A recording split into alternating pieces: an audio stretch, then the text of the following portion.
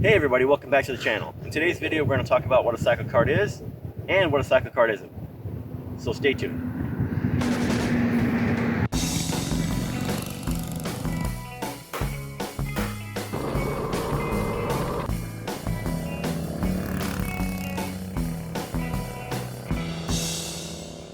Hey guys, welcome back. So I know a lot of you are new to the channel and I appreciate all the new subscribers we've got recently and all the new guys to cyclekarting. I thought it might be helpful to give you a real quick rundown of what a CycleKart is. So this is a CycleKart. This is basically a go-kart. I know it doesn't look like a go-kart, but this is a go-kart with motorcycle wheels and a cool vintage style body. That's about it. Nothing complicated, nothing tricky, okay? It's not a motorcycle engine, it's a go-kart engine. It's a go-kart running gear, go-kart suspension bits and steering geometries, motorcycle wheels and tires. And it looks cool.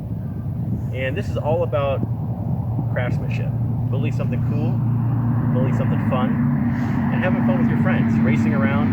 It's not serious racing. If you want serious racing, there's other go-karts and other race cars to buy, get into. What we're doing here, sorry about the background noise, what we're doing here is gentleman racing. It's for fun. Yeah, we get a little serious about it, but most of the time, if you're not smiling, you're doing it wrong. If you're driving so hard you can't smile while you're doing it, you're going too darn fast. So these are built for fun and built to show off to your friends your craftsmanship. So if you want to learn how to weld, want to learn how to bend body panels, it's a great chance to do it. So let's go over the critical components. Number one is the wheels. These are 17-inch rims from a Honda CT90 or CT110. Honda built millions of them from the 1960s all the way until modern day. They still make reproductions of these in Thailand and China. You can get brand new versions. These happen to be actual Honda versions. These are from vintage Honda motorcycle that I've had powder coated and painted. I've re-spoked the rear wheels now a couple different times because the rear spokes do break. The side loading is pretty hard on spokes.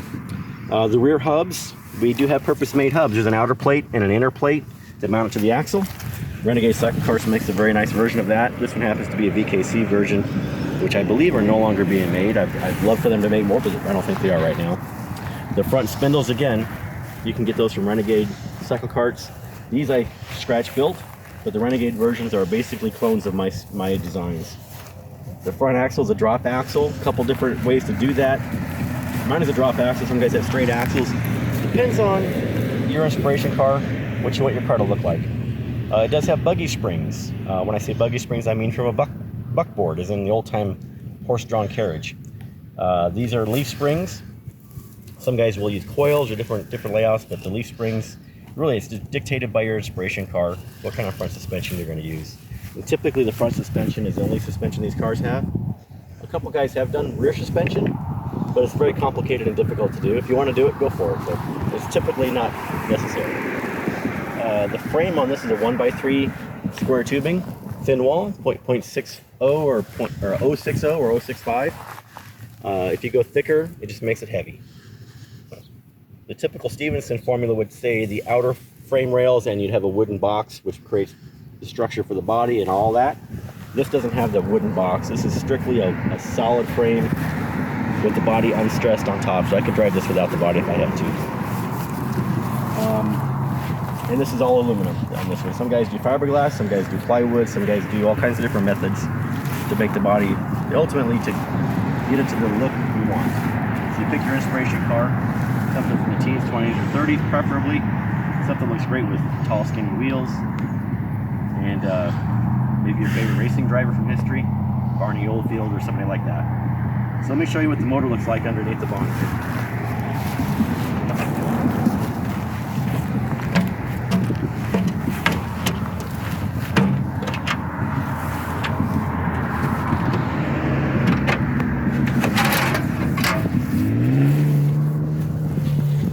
Like I said before, simple motor. This is a go-kart motor. It's a 4-stroke 200cc Honda GX200. You can also use a Predator 212. This does have an upgraded carburetor and an upgraded header. Nothing internal's changed other than removing the governor. And that's about all these motors need. You don't really need to do anything else to them. They say with those mods, it's about 10 horsepower, maybe 12. The torque converter is by Comet, and this has got an upgraded Juggernaut, but the standard version works just fine. And the torque converter takes the power from the motor and puts it to your chain on your axle. It's a 35 chain on this car. I prefer the 35 chain. It's a little thinner. The 40 chain is a little bit heavy duty and not really necessary. I mean, even racing go-kart guys don't use the 40 chain.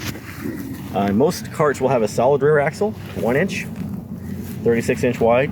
This happens to have a differential in it because I preferred that. I like the way those drove. But the solid rear axles work just fine. So you'll have your disc brake and your sprocket and your Azusa's bearings to mount them to the frame. So this one's a little more complicated than normal. The solid rear axle is definitely preferred, simplest to install, especially for a first-time builder. The brake pedals and the gas pedals are simple go-kart parts. Maybe a little hard to see out here. Let me get the steering wheel out of the way. Those are $6 pedals from Azusa, and I modified them to fit the hydraulic brake master cylinder. I do have a dead pedal on the left, you'll see there. Some place to place my left foot when I'm not braking, which if you're braking all the time, you may be driving too hard. So I like having somewhere for my left foot to plant my body. And I do have a removable steering wheel, makes it easy to get in and out. So that's basically what a CycleKart is. So let's talk briefly about what a CycleKart is not. It is not a strict racing machine, okay?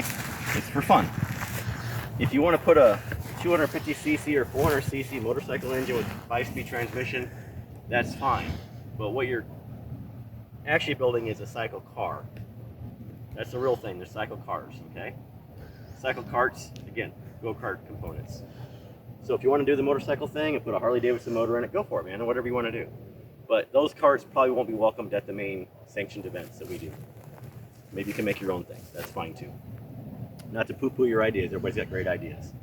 But we're focused on cycle karts in this club and in this organization, so that's what we do. So trying to keep it all simple and keep it a level playing field. So if you have any questions about cycle karts or cycle cars, leave a comment. Find me on Facebook, on the CycleKart North America page or Arizona CycleKart Club page on Facebook. And happy to help any way I can. The videos I make are for your benefit, not for mine. I'm just trying to help you along your way of discovering cycle karts and getting off center on building your own cycle kart. I started my journey 7 years ago when I met Dennis Thomas at a car show. And man, I'm so glad I did. He's a great ambassador of cycle karts and a great teacher, and I'm grateful to Dennis for everything you taught me. So anyway, hopefully this was helpful to you in your cycle kart journey. Like I said, appreciate you guys watching. Like, subscribe, ring the bell. See you next time.